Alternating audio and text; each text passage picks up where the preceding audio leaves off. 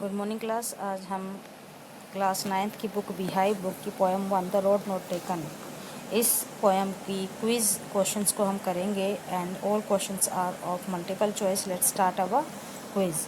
The very first question is what is the setting for the poem. इस poem की setting किस season में है या किस डे में है। Option A is the winter season, option B an autumn day, option C rainy season और ये कोई स्प्रिंग सीजन है, और ऑप्शन डी। तो हमारा आंसर रहेगा it is a autumn day, it is an autumn day. Now see question number 2, at the beginning of the road not taken what was decision does the speaker face. इस poem के starting में poet को किस तरह के, या जो speaker है इसको किस तरह के डिसीजन को लेना, फेस करना पड़ता है, क्या डिसीजन वो लेना है उसने, उसको वो फेस करता है, किस तरह के डिसीजन को लेने को उसने फेस किया है। Here the options are which road to take, कौन सा रोड ले, वेयर टू ईट लंच, कहाँ लंच करे, वेदर टू गो फॉरवर्ड और टर्न बैक, आगे बढ़े या पीछे मुड़े, वेदर टू कीप वॉकिंग और स्टॉप एंड रेस्ट, वो आगे चलता रहे, रुके या रेस्ट करे। तो हमारा ऑप्शन रहेगा ए विच रोड टू टेक। वो इसी डिसीजन को फेस करता है कि उसे कौन से रोड को चुनना चाहिए। Now option C, question number 3, what do the following lines from the road not taken mean। ये जो लाइनें नीचे लिखी हैं इन लाइनों का मीनिंग क्या है। And sorry I could not travel both, and be one traveller, कि मैं इन दोनों रोड को नहीं चुन सकता हूँ, एक ही का ट्रैवलर बन सकता हूँ। Option A, a speaker thinks both paths are equally good, दोनों ही पाथ सही हैं, अच्छे हैं। Option B, the speaker is only one person and can not go down two roads at the same time, वो एक ही पर्सन और दोनों रोड पर एक साथ नहीं चल सकता। Option C, the speaker would rather travel with someone so they could each explore a path, वो किसी और के साथ उसको जाना चाहिए ताकि वो दोनों पाथ्स के बारे में एक्सप्लोर कर सके, दोनों को देख सकें। और option D, the speaker regrets not taking the other road at the start, वो दुखी होता है कि पहले रोड को उसने दूसरे रोड को उसने पहले क्यों नहीं लिया। तो here the option is that the speaker is the only one person and can not go down the road at the same time, और तो उसका ऑप्शन बी हमारा करेक्ट रहेगा। Now question number 4, what is the difference between the two roads in road not taken. दोनों roads के बीच में क्या डिफरेंस है। अब इन दोनों रोड्स के बीच में डिफरेंस क्या है इसको हम देखेंगे। Option A, one road is a bit wider, एक रोड जो है वो थोड़ा सा चौड़ा है। One road is a better view, एक का अच्छा व्यू अच्छा है, एक थोड़ा सा चौड़ा है। One road is slightly less travel, एक थोड़ा सा कम ट्रैवल किया गया है। And one road is slightly less shady. तो हम इसमें देखेंगे कि कौन सा हमारा रोड जो है, कौन सा ऑप्शन सही है। तो इन दोनों में डिफरेंस यही है कि one road is slightly less travelled, एक रोड थोड़ा सा कम ट्रैवल किया गया है। Now question number 5, what does the speaker mean in this lines. इन लाइन में स्पीकर का क्या मतलब है इन लाइनों से। Oh I kept the first road for another day, yet knowing how way leads on to way. हाँ, मैंने पहले रोड को किसी दूसरे दिन के लिए छोड़ दिया। Yet knowing how way leads to on to way, किस तरह से एक रास्ते से दूसरे रास्ते निकलते हैं। आई doubted if I should have come back, मुझे डाउट है क्या मैं कभी वापस आऊँगा। तो इन लाइनों से पोइट का क्या मतलब है, क्या मतलब है स्पीकर का। Options are there. Option A, after choosing the first road the speaker will return and go down the other road, कि एक रोड को चुनने के बाद वो वापस आएगा और फिर दूसरे रोड पर चलेगा।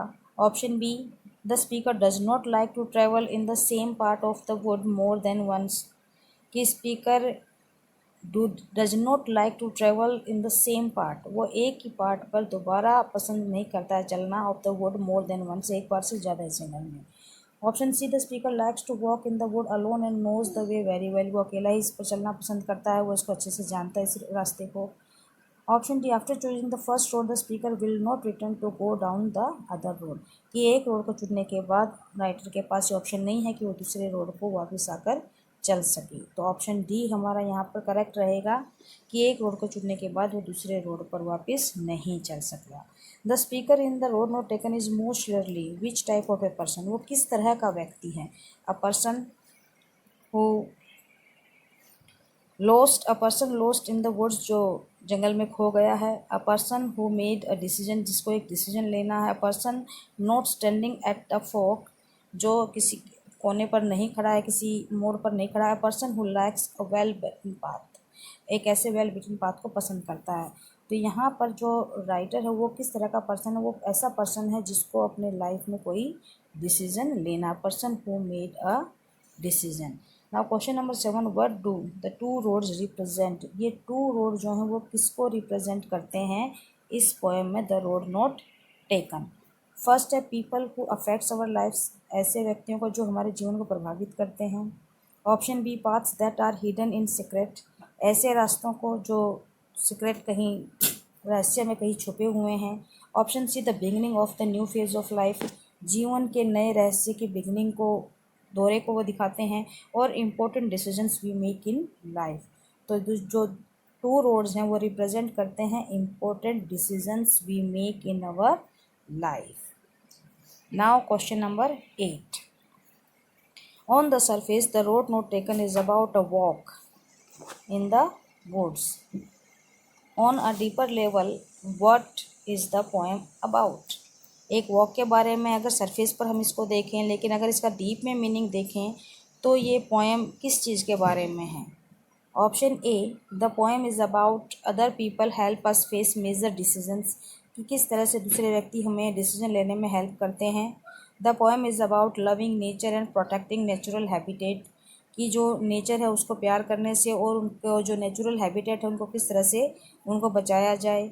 The poem is about the conflicts people face when making important choices, या उन कॉन्फ्लिक्ट्स के बारे में है जो लोगों के सामने आते हैं जब वो डिसीजंस लेते, कोई चॉइस चुनते हैं। और option D, the poem is about the importance of exercise and enjoying the outdoors, बाहर घूमने का या एक्सरसाइज करने को, एंजॉय करने के महत्व को बताती है।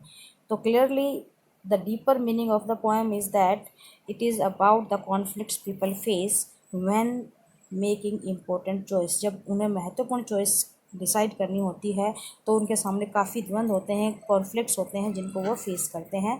द पोएम हैज़ दैट और depict this conflict here. Now question number 9, which of the following words is closest in the meaning of the word diverged? diverged जो word है उसका मीनिंग कौन सा है इनमें से? Option A divided, option B presented, option C confirmed and option C D unequalled. तो यहाँ पर डाइवर्स का मीनिंग है वो डिवाइड हो रहे थे, बढ़ रहे थे, that is divided. Option A will be the correct option. Now question number 10, the author of this poem is, who is the author of this poem? It is none Walt Whitman, Bonnie Boy Curtis, Robert Frost और Anne Frank. Option C is the correct answer, Robert Frost. The poet depicts, ये poem किसको depict करती है? हमने अभी कुछ देर पहले ही पढ़ा भी था, मैंने आपको बताया भी है। This question I am living for you, आपको इस क्वेश्चन का आंसर देना है कि ये ऑप्शन है कॉन्फ्लिक्ट्स इन लाइफ के बारे में है, problems we face in our life, या जो हम अपनी लाइफ में प्रॉब्लम्स को फेस करते हैं उनके बारे में, या choices we make in our life, जो हम अपने जीवन में चॉइस बनाते हैं, लेते हैं, या उनके बारे में है। इसका आंसर ऑडियंस आपको देना है, रीडर्स आप सभी को इसका आंसर देना है। कमेंट बॉक्स में आप इसका आंसर जरूर दें। Question number 12, the entire poem, ये जो पूरी की पूरी पोएम है ये किस पोइटिक फिगर जो है, पोइटिक डिवाइस है, पोइटिक फिगर से रिलेटेड है, के ऊपर है?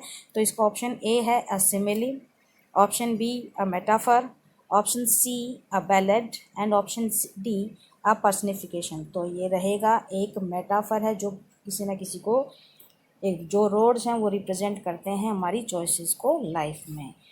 Question number 13, what does the author mean by a wood? A wood से ऑथर का क्या मीनिंग है? Option A a mini forest, option B a cluster of trees growing wild, option C A and B, mini forest छोटा सा जंगल, B cluster of trees growing wild, इसी तरह से जंगल में जो उग रहे हैं बहुत सारे पेड़ों का एक झुंड।